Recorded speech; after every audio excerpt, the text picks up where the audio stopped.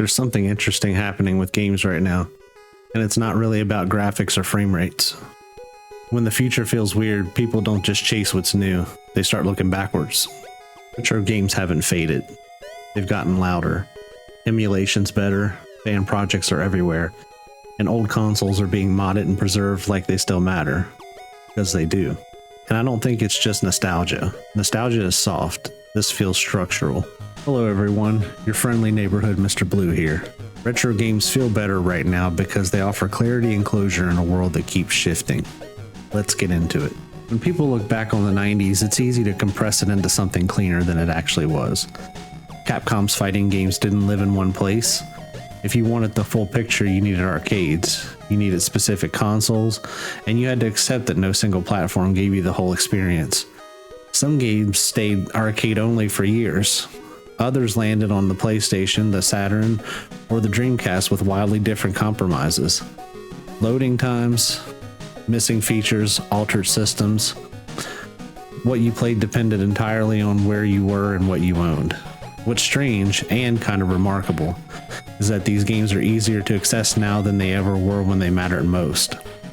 Today, if you want to revisit that era, Street Fighter, Darkstalkers, Mega Man, the Marvel crossovers, that entire hand-drawn 2D lineage is finally in one place without hunting down aging hardware or paying collector prices.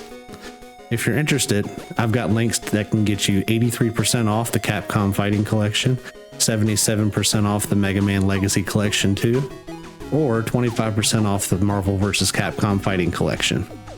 There are deeper discounts too. I can get you up to 90% off thousands of games, and using my links directly support the channel. So GG's and happy shopping. Old games are clear. You know what the rules are, you know what you're doing, and you know when you're done. A lot of modern stuff doesn't end. It updates, it refreshes, it becomes a treadmill of sorts. Retro games don't ask you to keep up, they ask you to engage. This isn't unique to games. When technology accelerates faster than people can emotionally process, culture starts recycling the last era that felt stable. Two perfect examples of this are vinyl records and film cameras. We moved to a digital era for quite some time, and now it seems like everybody's moving back to vinyl records. And film cameras are coming back too, as more and more movies are being made with film rather than digital. We reach for constraints when everything else feels unbounded. Games are interactive memory.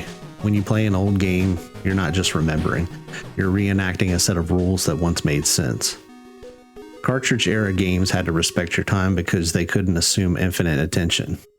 They were finished objects, not roadmaps or IOUs. What's interesting isn't that retro games are popular again. It's that modern gaming keeps borrowing retro constraints while pretending it's brand new. Take handheld PCs or indie games that are going back to the basics.